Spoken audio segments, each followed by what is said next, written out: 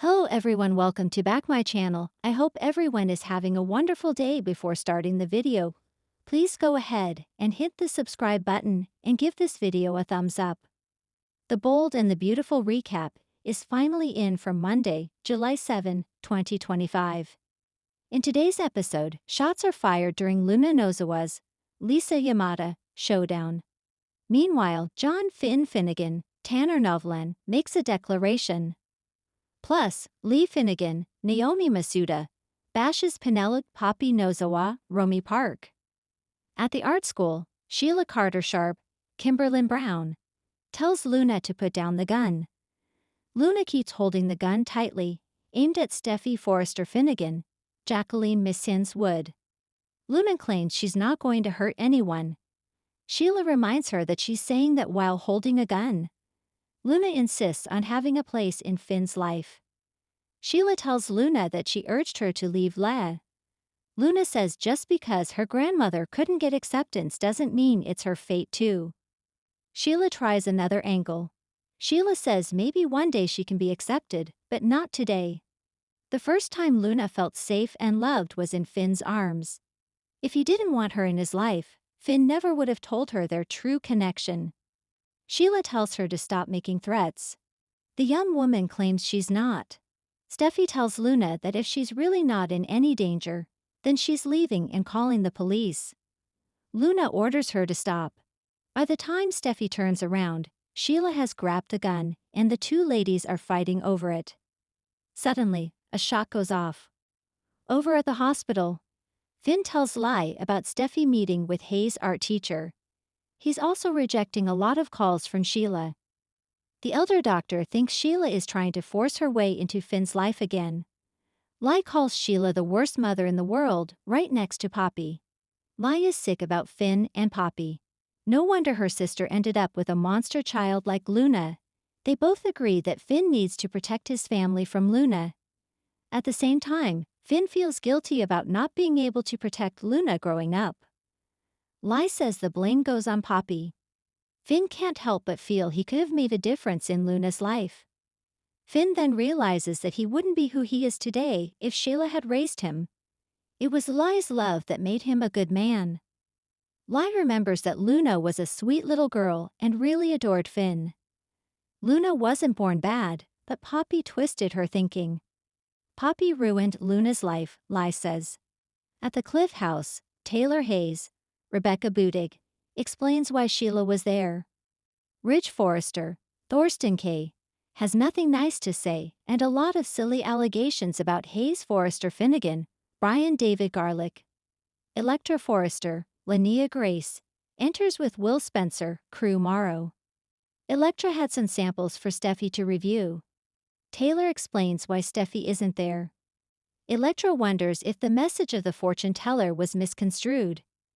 Taylor agrees that Luna is becoming more unstable, but laughs at the thought of Sheila saving Steffy. The Monday, July 7 episode of The Bold and the Beautiful unfolded like a pressure cooker ready to blow. And when it did, it sent shockwaves rippling through the Forrester and Spencer families.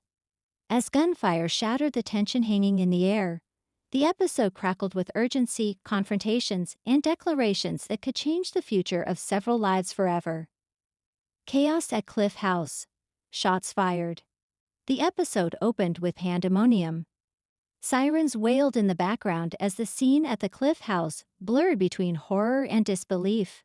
Police officers shouted orders. EMTs moved quickly, their movements frantic but practiced. Inside the living room, bullet casings littered the floor. Blood stained the ivory rug, a macabre painting of what should have been a peaceful home. Steffy was in shock. Her wide eyes darted from Liam, who was being treated for a grazed wound to the shoulder, to the gun on the floor near the shattered coffee table. She whispered hoarsely, Who fired first?" Detective Baker stepped forward, voice clipped. "We'll need full statements from everyone. But from what we've gathered, someone came here to finish what they started, and they didn't expect resistance." Nearby, Sheila was being tended to by paramedics. Again, she had a minor injury to the arm, but nothing life-threatening. Still, the wildness in her eyes returned. She kept her gaze on Liam, I wasn't trying to hurt anyone, she said to no one in particular. I was trying to help. I saved Steffi once, didn't I? Steffi snapped out of her daze and screamed, "Stay away from me. You always say you're trying to help, and people end up shot."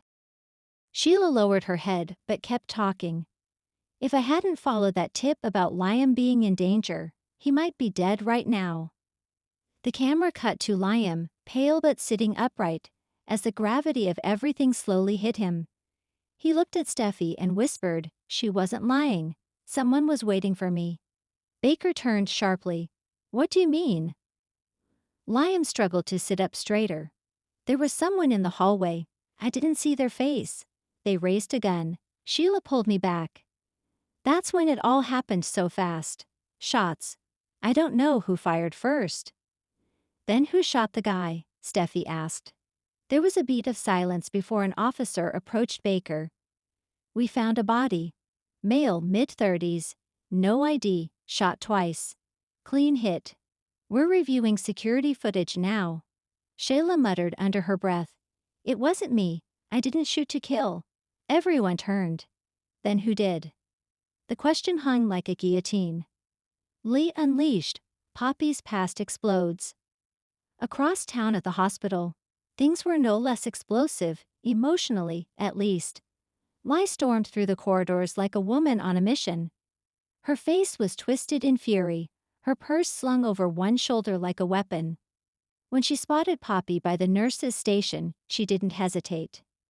"You're still here," Lee hissed. Poppy turned, sighing as if she'd been expecting it. "I work here now, Lee. You can't keep barging into my life, pretending we're still kids fighting over clothes."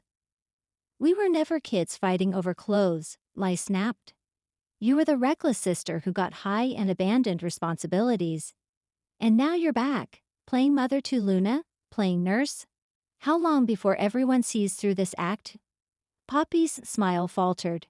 "You don't know what you're talking about." Lee stepped closer, jabbing a finger toward Poppy's chest. "I know exactly who you are. You waltz in here like you deserve a second chance. Let's talk about what happened in Hawaii.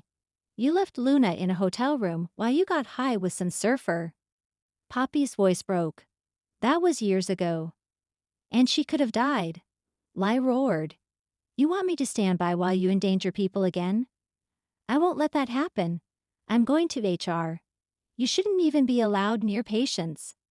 Finn emerged from a nearby doorway, having overheard the last part. "What the hell is going on here?" Lee turned her wrath to her son. "You don't know what she's done, Finn." "I know she's trying to be part of Luna's life," Finn said firmly. "You may not like it, Mom, but she's here. And Luna wants her. You can't keep poisoning everyone against her." Lee's eyes welled with tears, a mix of rage and hurt. "I'm protecting you, and I'm protecting Luna. That woman is a disaster waiting to happen. Or maybe she's a mother trying to change," Finn replied. "You think people like her change?" Lee asked bitterly. "You think Sheila changed?" That stopped Finn cold. Finn's declaration, "Steffi is my life." Later, back at the Cliff House, Finn returned after getting updates from the hospital. He stood in the doorway, silhouetted by the setting sun, and looked at the wreckage. The bloodstains, the smashed face. The forensic team dusting for fingerprints. He walked slowly towards Steffi, who was sitting on the edge of the couch, her arms wrapped tightly around herself. "Sheila's gone," he said softly. "Taken in for questioning. She's not injured badly. But I need to ask you something." Steffi looked up. "Are you okay?" She nodded slowly. "I will be. Just. Liam could have died. I saw it happen again. Just like before." Finn sat beside her. "I never wanted this for us." Steffi turned to face him.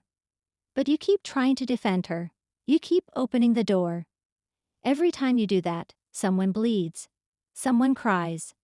Finn looked down at his hands. "I thought, if I kept a sliver of belief in her humanity, maybe that part of me would stay whole. But I realize now, I've been protecting a ghost.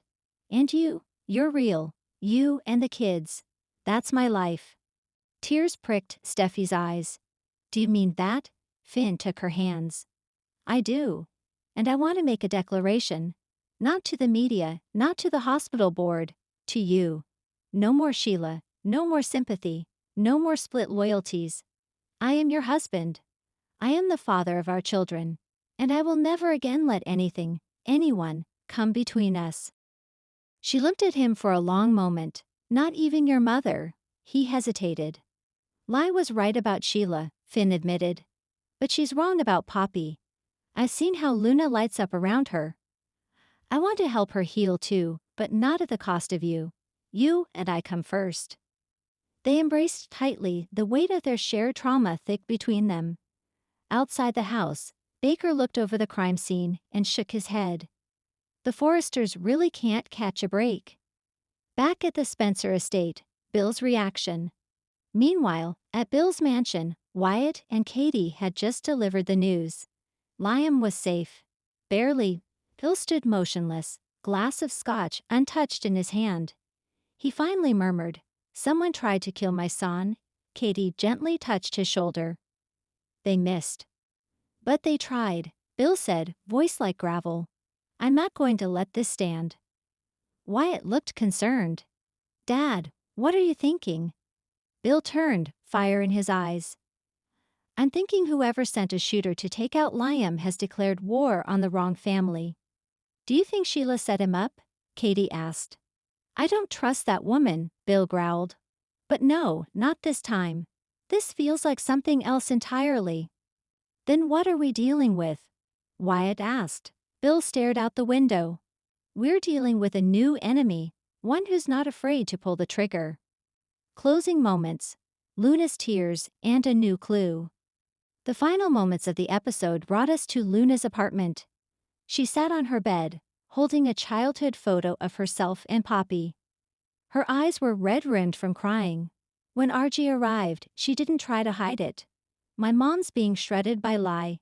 Again, and I just found out someone almost shot Liam. What's happening to this family? Archie hugged her. We'll get through it. Together. Then Luna pulled something from her dresser, a pendant. It was the same one her mother had worn in old photos. She opened the back. Inside was a tiny slip of paper, long since yellowed. She unfolded it. There were 2 words. Ask D. Luna blinked. Who's D? And with that mystery hanging in the air, the screen faded to black. Final thoughts. Monday's episode of The Bold and the Beautiful was nothing short of a cinematic storm. From gunshots and confrontations to heartfelt declarations and buried secrets, it reminded viewers why this soap continues to thrive. Finn finally chose a side. Sheila may have saved a life, but at what cost? And Lay's warpath shows no signs of slowing down. But perhaps the biggest twist lies ahead. Who wanted Liam dead, and why? Thanks for watching this video, and please subscribe our Bolded and BAUTUIFUL UPDAT YouTube channel for more update news.